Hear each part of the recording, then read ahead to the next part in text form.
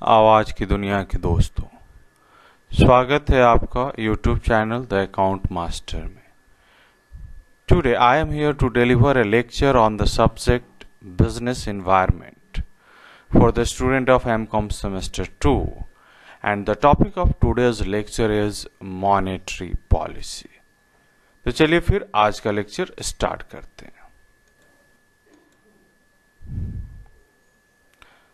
Monetary policy, definition of monetary policy. Monetary policy is the microeconomic policy laid down by the central bank.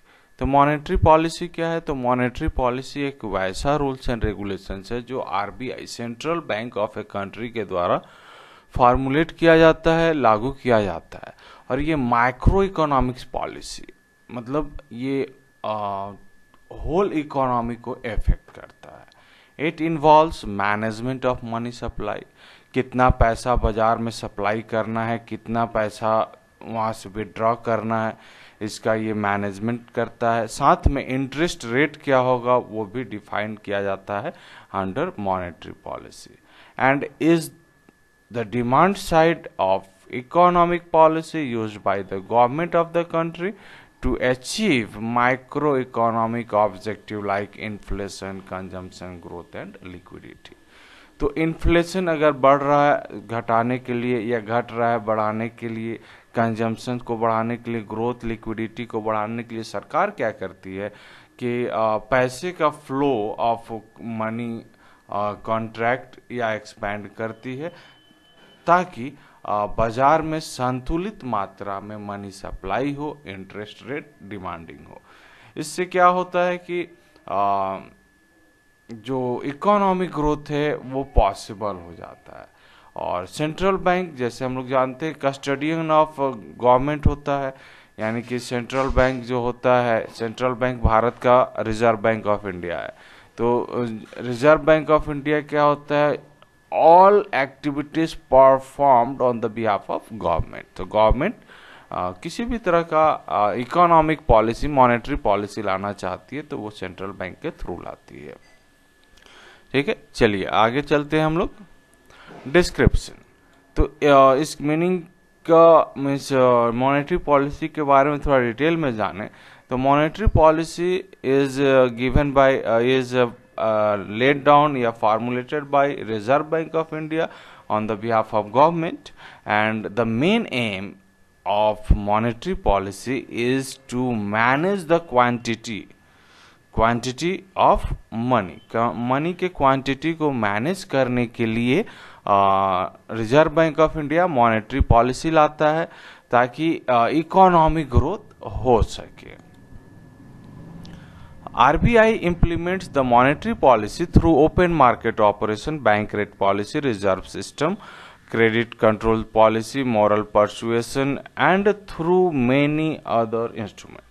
तो RBI monetary policy कैसे implement करता है? तो उसके अलग अलग मेथड्स है, जैसे ओपन मार्केट कंट्रोल है, उसके बाद बैंक रेट पॉलिसी है, रिजर्व सिस्टम है, क्रेडिट कंट्रोल पॉलिसी है। तो ये सारा हम लोग आगे इसी लेक्चर में आगे हम लोग डिटेल में देखेंगे। तो ये सारा मेथड है जिस मेथड से RBI मॉनेटरी पॉलिसी को इम्प्लीमेंट करती है, लागू करती है। Using any of this instrument lead to the change in the interest rate और the supply of money in economy. तो इन मेथड में क्या होता है कि इंटरेस्ट रेट कम या ज़्यादा करके हम वॉल्यूम ऑफ मनी को कम या ज़्यादा कर सकते हैं। तो आरबीआई इसी तरह से मॉनेटरी पॉलिसी लागू करता है। Monetary policy can be expand और contract in nature. Monetary policy को हम बड़ा मतलब वॉल्यूम ऑफ मनी एक्सपैंड कर सकते हैं या कम कर सकते हैं। Increasing money supply and reducing interest rate indicate N expansionary policy. मतलब अगर हमको मॉनेटरी पॉलिसी एक्सपैंड करना है, मीन्स पॉलिसी को एक्सपेंशनरी पॉलिसी बोलना है, तो वहाँ पे हमको क्या करना होगा? मनी सप्लाई को इंक्रीज करना होगा, यानी कि इंटरेस्ट रेट को डिक्रीज करना होगा। और इसी का उल्टा अगर देखें तो it is contractionary monetary policy. Okay, चलिए फिर आगे चलते हैं। एक एग्जाम्पल के थ्रू हम लोग इसको समझते हैं। Liquidity is important in an economy. अगर इकोनॉमी में ग्रोथ चाहिए तो लिक्विडिटी मेंटेन करना होगा, और to maintain liquidity RBI is dependent upon the monetary policy. Monetary policy के ऊपर डिपेंड होना पड़ेगा आरबीआई को, तभी लिक्विडिटी इंक्रीज होगा। और purchasing bond through open market, the RBI introduces money in the system and reduces the interest rate. तो RBI जो बाजार में बॉन्ड है उसको खरीदेगा तो पैसा बाजार में जाएगा तो लिक्विडिटी इंक्रीज होगा, इंटरेस्ट रेट को भी कम करेगा तो लिक्विडिटी इंक्रीज होगा।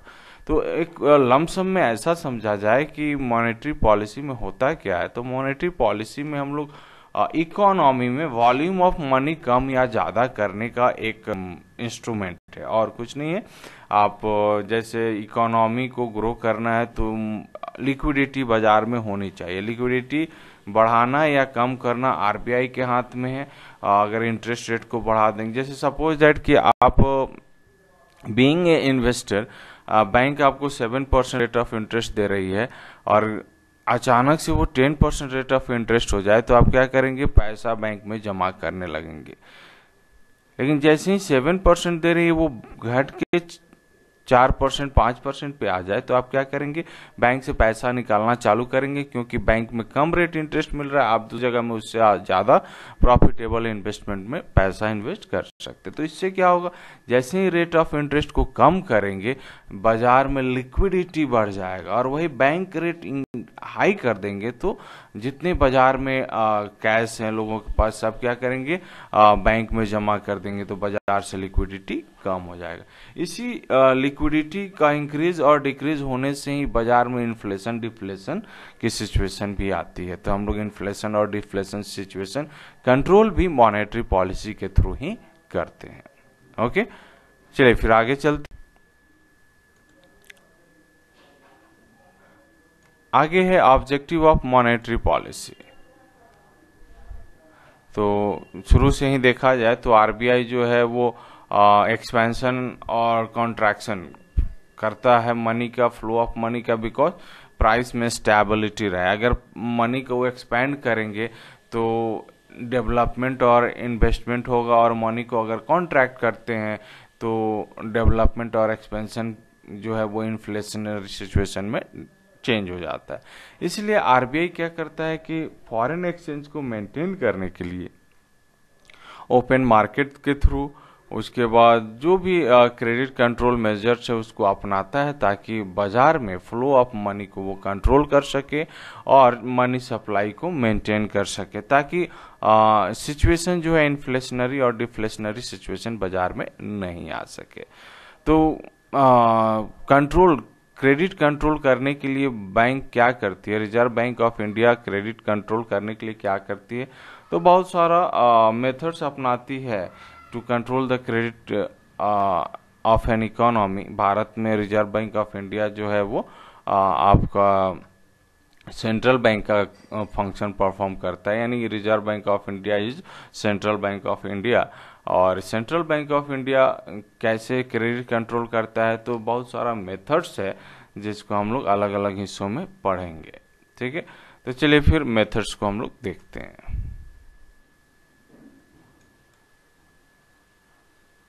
पहला ओपन मार्केट ऑपरेशन, इसको एक्सप्लेन भी करेंगे। दूसरा बैंक रेट, तीसरा है direct regulation of interest rate on commercial banks deposit and loans, चौथा है कैश रिजर्व रेशियो, पांचवा है स्टैट्यूटरी लिक्विडिटी रेशियो जिसको एसएलआर बोला जाता है, direct credit allocation and credit rationing sixth one है, सेवेंथ वन है SCC selective credit control credit authorisation scheme, उसके बाद है fixation of inventory and credit norms credit planning, moral suasion, उसके बाद है लिक्विडिटी एडजस्टमेंट फैसिलिटी। तो ये 12 तरह के मेथड है जिससे आरबीआई क्रेडिट को कंट्रोल करता है। तो चलिए फिर एक एक करके हम इसको एक्सप्लेन करते हैं। First one, open market operation. तो ओपन मार्केट ऑपरेशन क्या होता है कि ओपन मार्केट ऑपरेशन मतलब सरकार बाजार में सिक्योरिटीज बेचती है और उसको वापस खरीदती भी है। जब सरकार को लगता है कि बाजार में पैसे का वॉल्यूम ज़्यादा हो गया है तो सरकार क्या करती है, यानी on the behalf of government RBI, तो आरबीआई क्या करती है कि सरकार का जो सिक्योरिटीज है, बॉन्ड है, उसको बाजार में बेचने लगती है। तो लोग क्या करते हैं, उसको खरीदने लगते हैं। जैसे ही आप बॉन्ड खरीदते हैं, आपके पास जो कैश था वो सरकार के पास चला जाता है। तो वैसे में क्या होता है कि वॉल्यूम ऑफ मनी ऑटोमेटिकली कम हो जाता है। सिमिलरली अगर वॉल्यूम ऑफ मनी को बढ़ाना हो तो सरकार क्या करती है कि अपना ही सिक्योरिटी बाजार से खरीदने लगती है। तो लोग सिक्योरिटीज को बेचते हैं और बदले में उनको पैसा मिलता है, तो बाजार में वॉल्यूम ऑफ मनी इंक्रीज हो जाता है। ओके, तो ये है ओपन मार्केट ऑपरेशन। चलिए फिर सेकंड मेथड देखते हैं।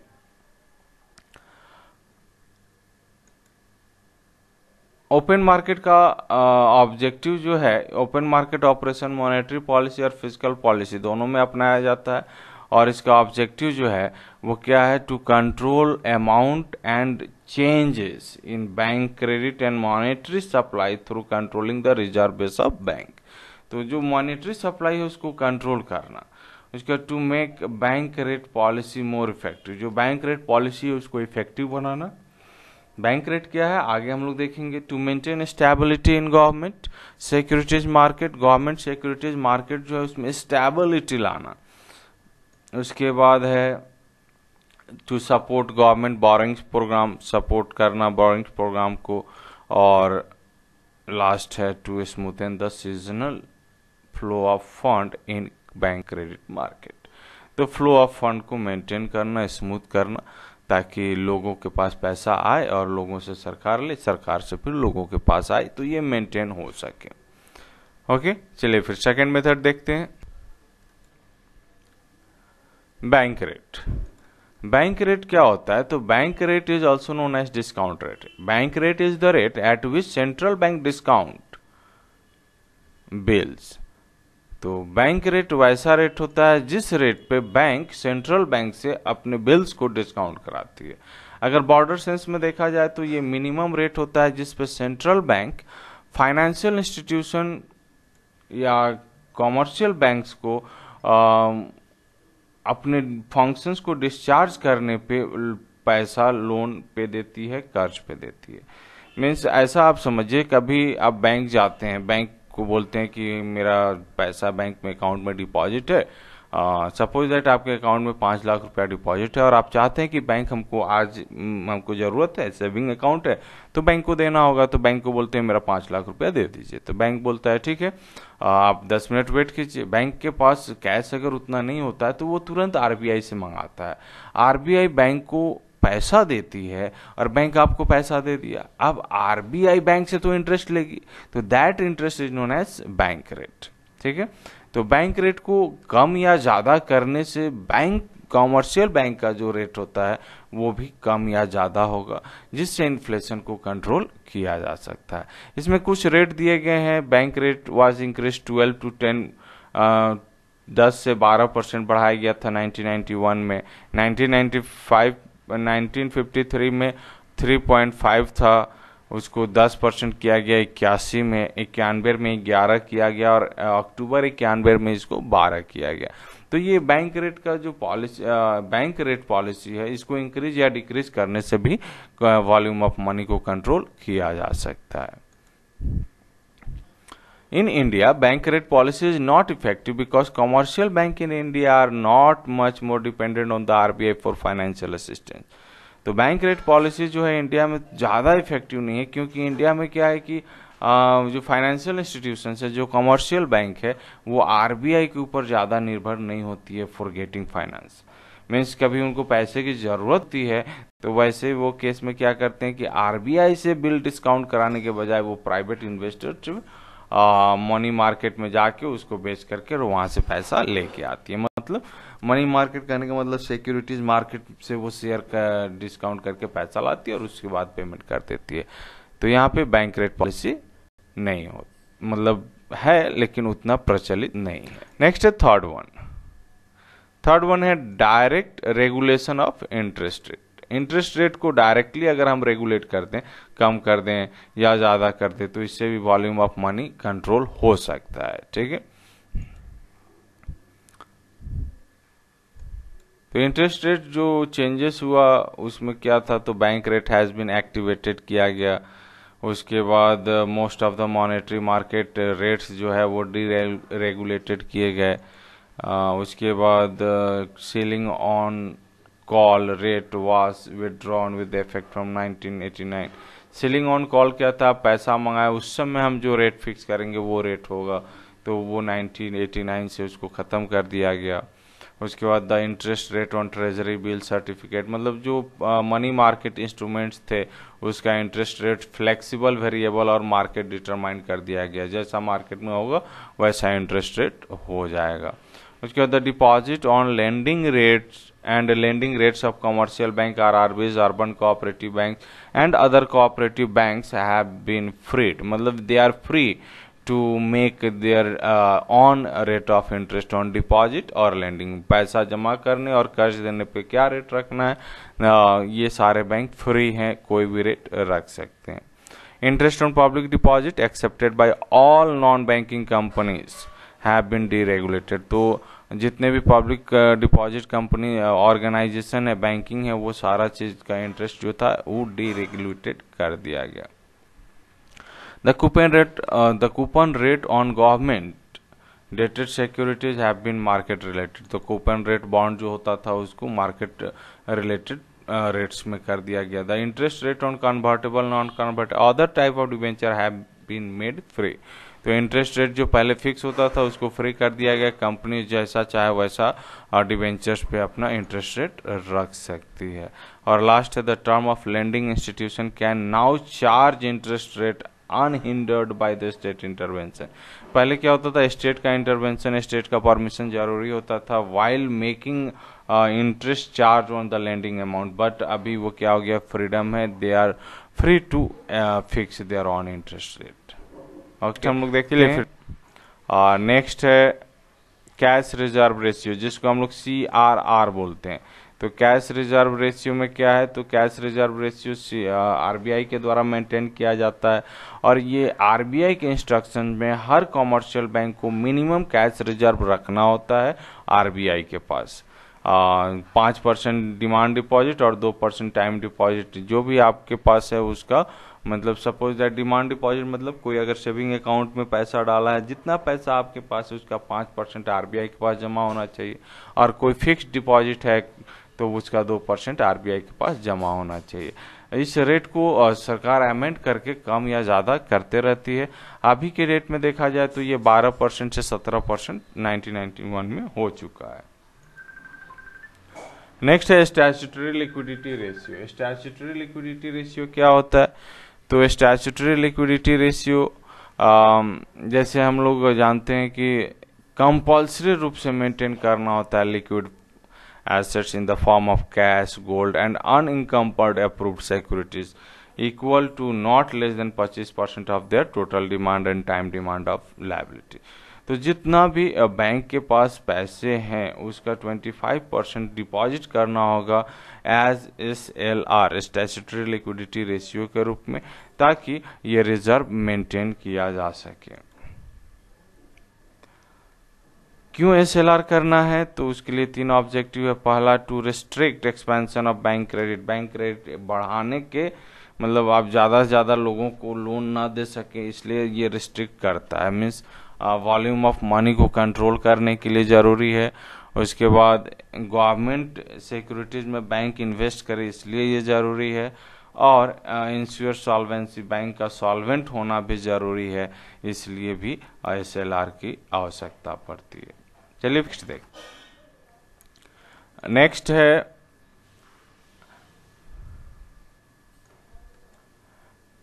ये रेट ऑफ इंटरेस्ट है जो हम लोग SLR CRR में देखे थे, बैंक रेट का ही हम लोग देख रहे हैं। RBI SLR और CRR इंक्रीज करती हैं 2 रीजन से। पहला कि अगर ज़्यादा लिक्विडिटी बाजार में चाहिए तो वो क्या करती है, RBI इंटरेस्ट रेट को कम करती है, और सिमिलरली वो क्या करती है कि वो इंक्रीज करती है टू मेंटेन इन्फ्लेशनरी सिचुएशन। और दूसरा होता है higher liquidity rate divert bank from loans and advances. तो वैसे केसेस में गवर्नमेंट क्या करती है, अपना एक्सपेंडिचर को बढ़ाने के लिए गवर्नमेंट बैंक्स का जो इंटरेस्ट रेट होता है उसको वो कम या ज़्यादा करती है, जिसको हम लोग 25 किया गया था आफ्टर 1993-4 में, जब नरसिम्हन कमेटी का ये कमीशन था कि आरबीआई जो है वो अपना जो इंटरेस्ट रेट है सीआरआर और एसएलआर को उसको 25% तक कम करके रखे। तो ये रीजन है आरबीआई इंक्रीज करता है एसएलआर सीआरआर को। नेक्स्ट है direct credit allocation and credit rationing. तो डायरेक्ट क्रेडिट एलोकेशन क्या होता है, तो हम डायरेक्ट बाजार में मतलब बोरोवर्स को, लोगों को हम क्या करते हैं कि क्रेडिट देते हैं so that they can do their on work. तो वैसे में हम क्या करते हैं कि मनी को प्रायोरिटी सेक्टर के आधार पे हम डायरेक्ट, जैसे इंडस्ट्रीज को डेवलप करना है तो इंडस्ट्रियल डेवलपमेंट बैंक के थ्रू लोगों को पैसा देना चालू किए, मीन्स क्रेडिट एलोकेशन कर रहे हैं। ये टेक्निक जो था वो पहले 1973 नवंबर में लागू किया गया और 10% इंक्रीज हुआ non food credit banking system में for the busy season of 1973-74 over the outstanding amount, and as the end of the September 1973, in order to achieve regional and geographical balance in respect of credit dispersal, RBI has been the asking bank to achieve a certain prescribed credit deposit ratio in respect of their rural and semi-urban branches separately. तो जब सरकार को लगता है कि कुछ particular sector में खुद की जरूरत है तो वैसे केसेस में डायरेक्ट क्रेडिट एलोकेशन किया जाता है, जिसको क्रेडिट रैशनिंग बोलते हैं। नेक्स्ट है selective credit control. Selective credit control का मतलब होता है कि कंट्रोल करना वैसे क्रेडिट, वैसे स्पेसिफिक पर्पस के लिए अगर हम क्रेडिट को कंट्रोल करते हैं तो it is known as selective और क्वांटिटेटिव कंट्रोल। तो इसमें क्या करते हैं कि हम कंट्रोल करते हैं कुछ वैसे सेक्टर्स को जिसको डिस्करेज करना है, जिसका सप्लाई प्रोडक्शन कम करना है, जिसमें इन्फ्लेशनरी प्रेशर्स को घटाना है, इसलिए हम लोग सिलेक्टिव क्रेडिट कंट्रोल करते हैं। इसके पीछे देखा जाए तो बैंक रेगुलेशन के अनुसार तो मेनली 3 टेक्निक्स अपनाया जाता है। क्या है, तो पहला है determining marginal requirement of loan against certain securities, दूसरा है determination of maximum amount of advances और अदर फाइनेंशियल एकोमोडेशन, और तीसरा है charging of discriminatory interest rate on certain type of advances. तो ये मेथड है जिससे हम लोग सिलेक्टिव क्रेडिट कंट्रोल करते हैं on specific purpose, specific branches of economic. चलिए फिर आगे चलते हैं। बिसाइड दिस आरबीआई जो होता है gives direction to bank in general और even some particular bank as to purpose for which loan में और मे नॉट बी गिवन। तो बैंक इसके अलावा बैंक को आरबीआई निर्देश भी देता है कि कुछ पार्टिकुलर सेक्टर के लोग अगर पैसा लोन मांगने आते हैं तो आप उसको मना कर सकते हैं। इस तरह के डायरेक्शन जो होते हैं वो होते हैं for the purpose which advances देना है या नहीं देना है, margin to be maintain in respect of secured advances, maximum amount of advances to any borrowers, maximum amount up to the guarantee made by the banking company on the behalf of any firm or company, the rate of interest and other terms and conditions for guaranteeing advances। तो ये other methods, other information है जो RBI commercial bank को देता है। इससे credit authorisation scheme जो था वो 1965 में लागू किया गया था as a selective credit control. Means आप किसको क्रेडिट देंगे किसको नहीं देंगे तो ये फैसला आरबीआई करती थी, और आरबीआई लोगों को मीन्स कमर्शियल बैंक को ये हिदायत देती थी। कब से, तो 1965 से, जब क्रेडिट ऑथोराइजेशन स्कीम आया। इस स्कीम को हम लोग सिलेक्टिव क्रेडिट कंट्रोल के एक प्रकार बोल सकते हैं। यहाँ पे क्या होता था कि बैंक ये डिसाइड करती थी किसको लोन देना है किसको नहीं देना है, किस क्षेत्र के, किस फील्ड, किस इकोनॉमिक सेक्टर ब्रांचेस को देना है, किस इकोनॉमिक सेक्टर ब्रांचेस को नहीं देना है। ओके, चलिए credit authorisation scheme. Credit authorisation scheme जैसा कि हम लोग देखें 1965 में ये लागू हुआ था। इसमें क्या था कि किसको क्रेडिट देना है और किसको नहीं देना है, ये अभी जो हम लोग देखें वो आरबीआई के थ्रू ये सैंक्शन होता था। और इसके लिए क्रेडिट मॉनेटरी अरेंजमेंट का भी इंट्रोडक्शन किया गया कि हर बैंक को क्रेडिट मॉनेटरी अरेंजमेंट करना है, जिसके तहत वो कंट्रोल करेगी। और क्रेडिट ऑथराइजेशन स्कीम के तहत सिर्फ वैसे लोगों को क्रेडिट दिया जाएगा जो branches of economic activity RBI के द्वारा अप्रूव्ड है। चलिए आगे देखते हैं। Fixation of inventory norms and credit norms. Inventory norms and credit norms. Inventory norms और क्रेडिट नॉर्म्स जो होता है वो आरबीआई के कमेटी और सब कमेटी के द्वारा इसको रेगुलेट किया जाता है। और इसमें ये मेंटेन करने के लिए कहा जाता है कि आपका जो इन्वेंट्री है, आपका क्रेडिट टर्म्स है, उसको आप फिक्स करें। Moral suasion. Moral suasion means RBI जो होता है वो एक लेटर सर्कुलेट करता है अदर कमर्शियल बैंक को, जिसमें आरबीआई की पॉलिसी प्रायोरिटीज होती है, जिससे कंट्रोल ऑफ क्रेडिट हो सके और सप्लाई ऑफ मनी को कंट्रोल किया जा सके।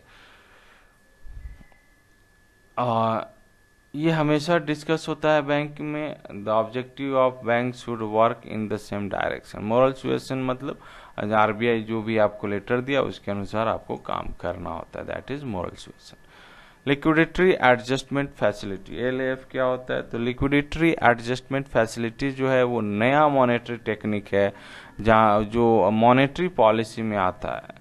मॉनेटरी पॉलिसी में इसमें हम लोग क्या करते हैं कि जो नया इकोनॉमिक पॉलिसी होता है उसके साथ इसको मैच करते हैं और रेपो एक्शन करते हैं same day for the settlement.